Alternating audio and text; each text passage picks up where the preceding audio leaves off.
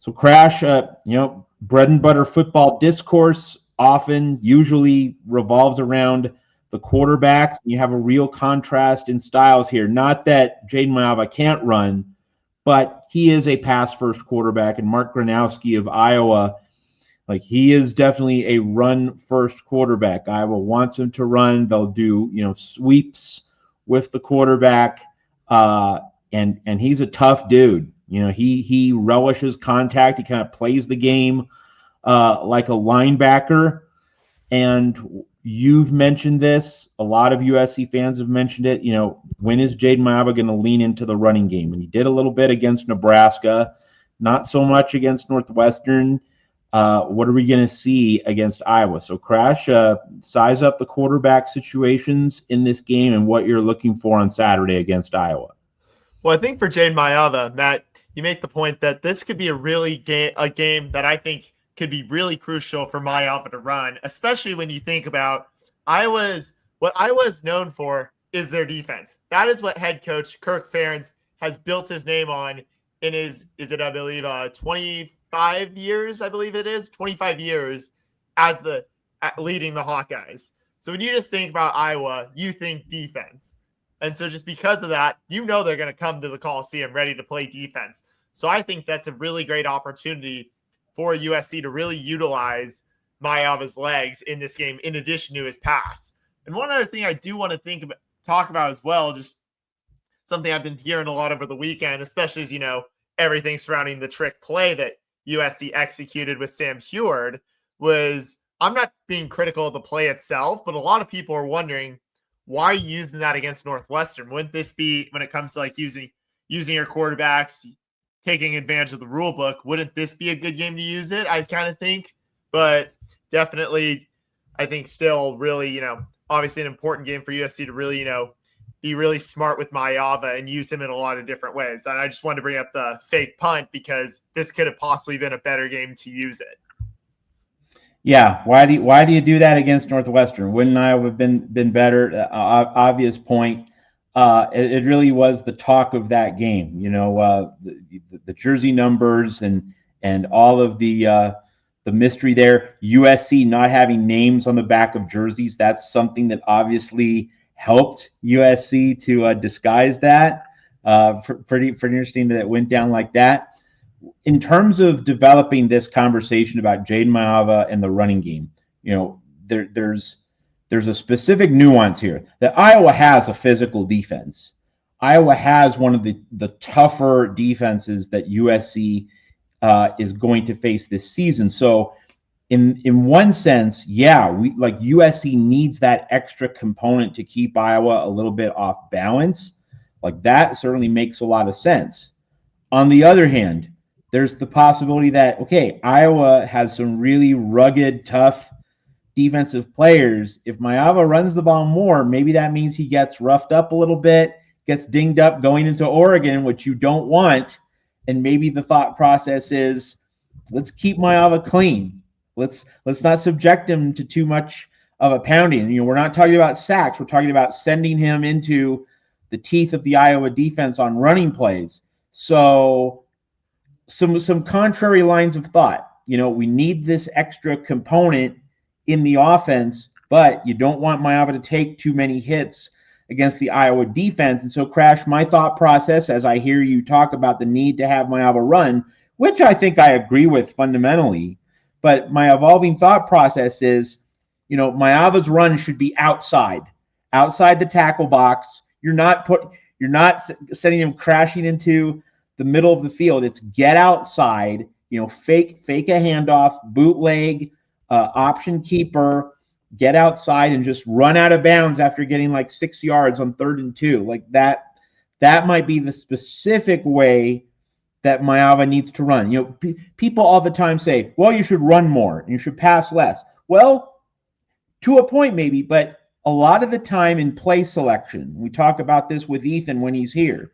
It's not just whether you're running or passing. It's how you're running. It's how you're passing. What kind of running plays? What kind of pass plays? So, Crash, maybe there's a specific way to have Maiava run more. It's not just we need to run Maiava more. It's the way in which USC is running more and when USC chooses to run Jayden Maiava.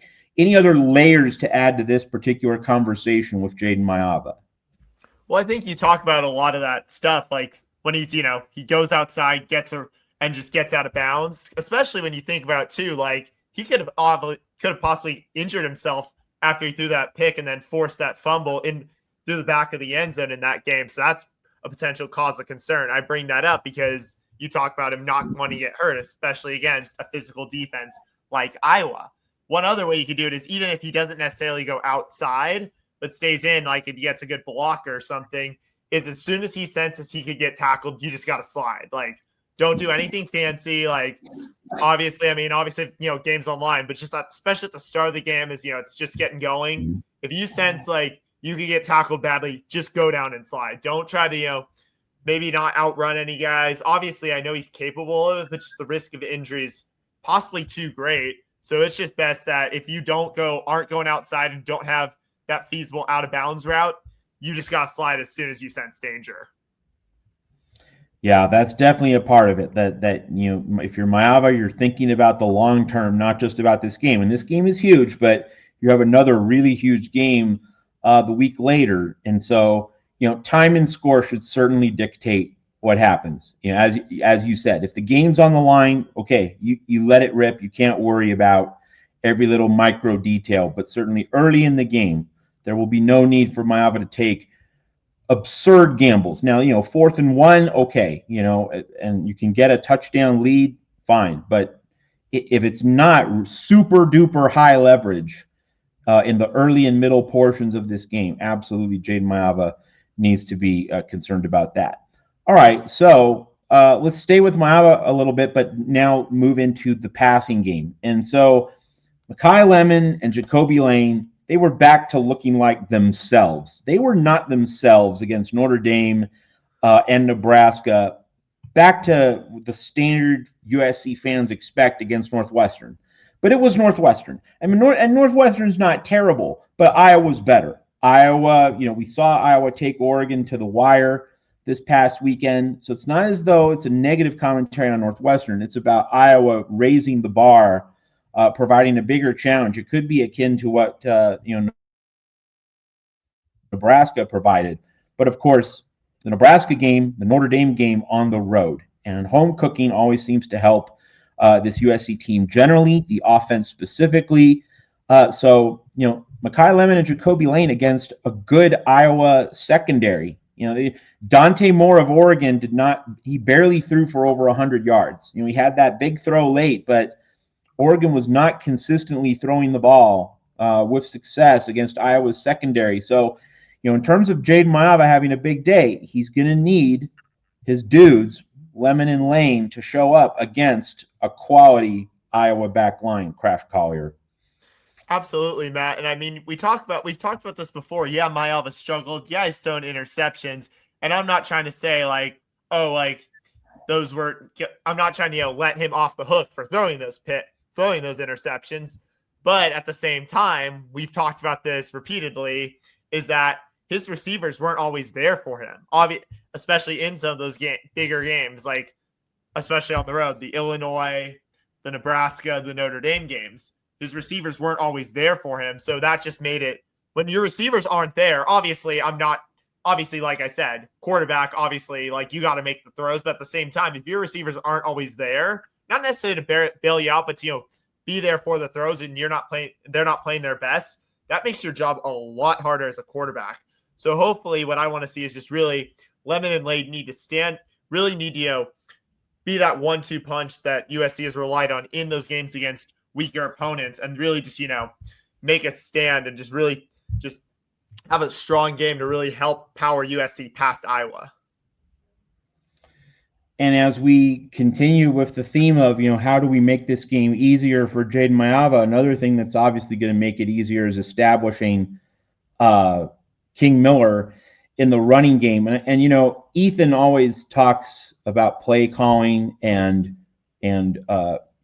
what you lead with. And it's not as though USC won't need King Miller, but the thought process could be, do you need to pass in this game to set up the run? or do you need to run in this game to set up the pass? Oregon had some success running the ball against Iowa this past weekend, but still couldn't throw. Like, Oregon established the run and really couldn't consistently throw the ball, even while having established the passing game. Now, one obvious nuance here: Oregon was missing a couple of its prime pass catchers. Kenyon Sadiq, tight end, DeCorian Moore, they were out. So that did limit Oregon to a certain extent. USC enjoys health at the wide receiver position, but there's still the obvious chess match component here, Crash, that Iowa is a rugged defensive team, set a very high standard under Kirk Ferentz for quite some time. To me, it kind of seems like Iowa's going to go into this game thinking, if we stuff the run, then we can be in really good shape because we rely on our secondary. We count on our secondary. So maybe USC doesn't necessarily throw the ball downfield to Lemon and Lane. Maybe you're thinking about play action and involving the tight ends, or maybe the screen game, inviting the Iowa pass rush early on and flipping some screens to the side and kind of getting Iowa off balance. Or you could just go classic 1978 USC student body right and say, hey, let's just hit them with King Miller, just a jab in the chops right away, knock them on their heels, and then you can throw the ball because they're going to load up the tackle box to stop King Miller. You can then go over the top. So, Crash, which way do you think you lead? Which do you think is USC's first punch on offense in this game? You hit them with King Miller, or do you maybe establish some screens, some flat passes, get Iowa thinking a little bit, and then you come in with the running game after that? Well, obviously, I think it certainly is tempting, especially just kind of the offensive coach and offensive reputation that Lincoln Riley has. It's definitely tempting to think, oh, wouldn't you want to start with that? But I'm kind of thinking, why don't you just start with just the traditional, just run the ball, just play the Big Ten football, play big boy football, just run it, and then just get Iowa, just really just crowd in and just really be prepared for just thinking they're gonna just fire King Miller, and then that really helps, I think, then open up Lemon and Lane. So I think really just, start off strong, just really just start aggressive with the run game, I think is the move for USC. Yeah, we have Jeff Rodriguez agreeing with that, and Jeff Rodriguez does make the point. We're going to give Crash his TV time here. Obviously, he gets TV time regularly on this show, but he had some TV time during the Fox broadcast, and RG3, Robert Griffin, talking about him, throw caution to the wind, making light of the caution tape. Hey, Crash, your phone had to be blowing up. So just tell us about living in the moment, the feedback you got from that. That's like, this is part of the USC experience. It's part of the fun of college football. Walk viewers through what it felt like, the buzz in the Coliseum during the game, after the game, over the weekend. How much has this thing continued for you? It was really just really in the moment. It happened, and I just remember I see one or two texts from someone I just knew back home. Then just suddenly I just saw a bunch. I think you tweeted about it a couple times. Adam Bradford, Ethan got in on the action. I was just seeing a bunch of stuff from people I knew just blow up on my phone right before halftime. It kind of continued through most of halftime. Then obviously once the game resumed, it kind of died off. But then everyone after the game, when I went out after the game, was talking about it. We obviously chatted a bit about it on Saturday. And then I actually got a couple good videos and actually posted one of them to my Instagram day. So if you want to see just the whole thing, for those of you who haven't, go follow me at Crashlet on Instagram, where you can then see the full video, see exactly what RG3 is talking about, the whole throw caution to the wind. But it was really cool to see it. It definitely, it's kind of fun. It was fun, obviously. I mean, I like going to games because, I just love being there, especially having, gone to USC and just turned into a really passionate fan of this university. But at the same time, it was just really cool to, just kind of see people. At the same time, you can't deny it. It's kind of cool to just see people talking about you online like that. So it's kind of fun all in all. So that's kind of I guess kind of my reaction as, it happened both during and then the reactions after the game and throughout the weekend up to now. And you have a podcast, Behind the Caution Tape, correct? Yes, that's correct. So a nation of viewers was able to go behind the caution tape and see the man behind the myth, the legend. And may I say, if there's anyone out here who works at a safety or security company, like, shouldn't you be sponsoring Crash's Behind the Caution Tape podcast and our show here on the USC channel, the Voice of College Football? Like, that's just a natural tie-in. Safety and security company sponsoring Crash Like Collier and the Caution Tape, just a natural fit. So sponsorship opportunity right there. It makes sense. All right. Wanted to have some fun with that. Now let's get back to USC and Iowa. And so, let's now look at the other quarterback in this matchup, the one who's going to oppose Jayden Maiava, and that is Mark Gronowski. And so, again, said it earlier, plays like a linebacker. He loves contact. He embraces that. What I love about this matchup, and I'm not talking about USCD against Iowa I'm talking generally, that just Iowa's style, the whole team, not just offense, the whole team. Iowa just wants to get you in a back alley street fight. Like, Iowa's just this bare knuckle brawler of a team. Not much of any finesse, not a lot of cleverness. It's about brute strength, and we're going to be stronger than you, and we're going to be tougher than you. We're going to drag you into the mud, and we're going to play this game in a small phone booth. And, like, if you're faster, if you have more athletes like Oregon does, we're going to just drag you down. And it's just going to be an ugly, low-scoring slugfest. And USC, like Oregon, Oregon wasn't successful. Oregon won, but, like, Oregon didn't play the game the way it wanted to, right? 18-16. USC wants to break free of those chains. USC wants to be scoring in the 30s. USC wants this game to be a track meet because it knows Iowa can't keep up. So when we talk about Mark Gronowski and the Iowa offense going up against the USC defense, it's just this classic contrast in styles. And, like, we know the way Iowa wants to play this game on offense. Pound, pound, pound. Get it into 3rd and 1, 3rd and 2, 4th and inches, and just grind the ball and the clock. Keep Jayden Maiava on the sideline. So when you size up Mark Gronowski and the challenge, the unique challenge of the Iowa offense, what are some of the things that you're going to be looking for against USC, and what are you expecting from USC's defense in this matchup? Well, Matt, I think you talked about just how Iowa really likes to run, especially when you talk about Mark Gronowski too, especially to how the kind of style he plays. And especially you watch that Oregon game, even that last drive, even though when I was on defense, Oregon just really had to just grind to get into field goal range. And then that was just kind of the case the whole game. I didn't get to catch all of it, but I texted my aunt who went there, and we were texting, and she was pretty nervous the whole time. I'll tell you that much. So she kind of gave me the good rundown of, like, what she thought of all of it.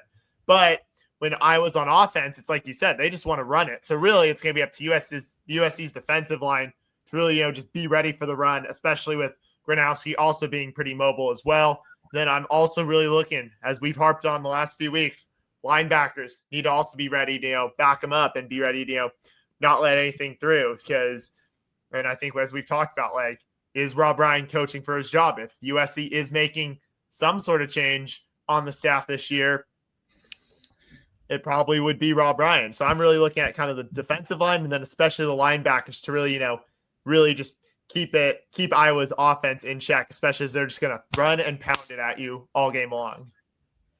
All right. Let's get into, like, a Price is Right pricing game. Like, this number's too high, this number's too low, or, is the dollar amount right or the cents amount right? Whatever, like, you get two numbers. Okay. So, Crash, here's my Price is Right pricing game for you with the Iowa offense against the USC defense. Would you rather have Iowa score, let's say, 20 to 23 points, but with 28 to 30 minutes of possession? Or would you rather Iowa score like 17 to 19 points, but with 34 to 35 minutes of possession? So Iowa scoring a little bit more, but leaving USC with several more minutes time of possession, or Iowa scoring less, but just soaking up that clock and giving USC fewer looks at the ball. So this is the Price is Right pricing game with Bob Barker. Drew Carey, bless his heart, he's doing his best, but like we all know, Bob Barker's the king. Okay, so how do you look at this Price is Right pricing game for USC's defense? I'd rather have Iowa score maybe 23-ish points and use up about half the 30 minutes of clock. I mean, obviously, it definitely, you pose a good question here, Matt. I'll give you that, because it's like both of them, when you think about it, it's kind of uncomfortable, because it's like naturally as a fan, you want the opponent to score less, but at the same time, you also want clock, especially when you look at just how good this offense is, especially when Jayden Maiava, Makai Lemon, Jacoby Lane, King Miller, and everyone else is playing at their best. You want them to have the time. So I think for that reason, I kind of value the time a bit more than the points. I trust that this offense can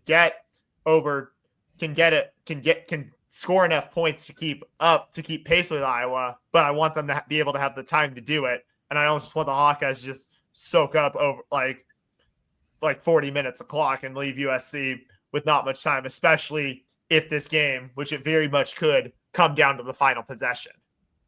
Yeah, see, that's my fear. I'm with you there. I think my biggest fear about this game is that Iowa is just going to keep the ball.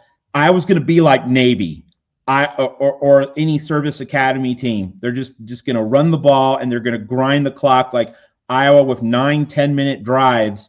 Might score just a field goal, but like if in the first half of this game, score is tied or really close, and Iowa takes 10 minutes and gets a field goal, like that's bad for USC. It's just a field goal, but it's 10 minutes that Jayden Maiava is not seeing the field. And so I was kind of conservative with those Price is Right pricing game numbers. There wasn't a huge gap between 23 on the high end and 17 on the low end, but like, if Iowa was scoring in the high 20s, I'm no longer valuing clock over score. But like if it's like 6 points, one score, I will gladly give Iowa one more score in exchange for 7-8 more minutes time of possession. But if we get into 2 scores, no, like then the calculus changes the other way. So like that's kind of my hypothetical for this game. And yeah, Iowa draining the clock and keeping the USC offense on the sideline is what worries me more than Iowa's raw point scoring ability. And you mentioned that this is a challenge for Rob Ryan. More broadly, this is a challenge for the USC program under Lincoln Riley. Like if there is a team which is going to determine whether you're soft or not, it's Iowa. Like that is the way Iowa plays. Now, Ohio State's and Indiana are kind of in their own universe. They're just excellent, and they are physically strong. But with Iowa, like that is the Hawkeyes' whole identity. Like Ohio State and Indiana can throw the ball down the field. They can beat you in other ways. They can do other things. Iowa's the one-trick pony. It's all about being tougher. It's all about just getting in the pig pen and wrestling with you in the mud and being the stronger dude. So that is my worry, the time of possession, Iowa being able to just grind this clock away. And it's a real challenge for this USC defense. Can it be physical? Can it stand up? It did well against Michigan, and a lot of people reasonably, I'm not going to hate, I'm not going to dunk on anybody, a lot of people reasonably thought, hey, you take Michigan to the back alley and slap them silly, maybe this USC team really is the real deal. But we've seen Michigan barely beat Purdue at home. So Michigan just did not turn out to be all that special this season. And then USC going to Notre Dame, that USC Michigan result feels like more a commentary on Michigan at this point than USC. But if USC wants to change how we remember that Michigan game, if USC wants to say, hey, you know what, that Michigan game was more about us than them. Well, here you go, Iowa. Iowa's gonna reveal whether you're tough enough. Iowa's gonna reveal whether you're strong enough and you're able to just punch back at the Hawkeyes. That's what I love about this matchup. So Iowa wanting to just ram the ball down every opponent's throat It's just going to be a test of manhood for USC. Now, with that having been said, Crash, Iowa did get behind Oregon's secondary a couple times. Iowa completed 2 passes for over 40 yards. And so, I was going to run, and then whoop, over the top, and it was able to catch Oregon off balance a couple times. So I have to ask you, Crash, point blank, like, are you worried that like after 8 or 9 consecutive runs, the Hawkeyes are going to catch that USC secondary napping with a long ball? What's your confidence meter rating for this particular game in terms of USC not getting snookered by an occasional long ball from the Hawkeyes? It wouldn't surprise me at all if they do that, Matt. I mean, it's a really smart strategy. You just, you go with the run, just try to pound it at them. But then once in a while, you just, lob a deep ball, just try to see who you can catch sleeping. And so if USC's secondary hadn't had the worries that it had early in the year, I mean, obviously, hopefully they're looking a little better now. But if they hadn't had those worries that they had earlier, I would not be as worried. I'd probably say I'm about a 5. And that's just mainly because of the recent kind of progress we've seen in the secondary. But in general, it's not higher because of some of those early season woes. So I think it's very possible that if, they run it a bunch and then just once in a while have Gronowski throw it deep, like they could possibly catch someone off guard and possibly even, make a deep play, get into good scoring range and possibly, maybe even get a touchdown off of one of those deep balls. So it definitely does concern me. So that's why I put it at about 5. All right. Let's now talk a little bit more about that Iowa-Oregon game, because these are each of USC's next 2 opponents. We were all watching that game. We were all taking notes on both the Hawkeyes and the Ducks. Crash, just some of your general impressions. We'll dive into more details as we go along here. But, I guess we could start with just, was this the kind of game you expected? Did you think it was going to be this close and this low scoring? Oregon had a lot of success on the ground, but couldn't really parlay that into a lot of points. Dante Moore had some wobbles, but he came good at the end. Iowa with some special teams miscues, bad punt snap led to a safety. You had a lot of different things going on in this game. What was your overall impression of Oregon and Iowa before each of these 2 teams play USC? Well, I think it's like we've described how we think this game's going to go, Matt. I think it was a total street fight, and that's what Iowa wants to get you into, where it really can come down to that last possession. And just as I was prepping for today, just looking at how the Hawkeyes have gone, like a lot of their games have come pretty close. Like they barely beat Penn State. They kept it close with Indiana.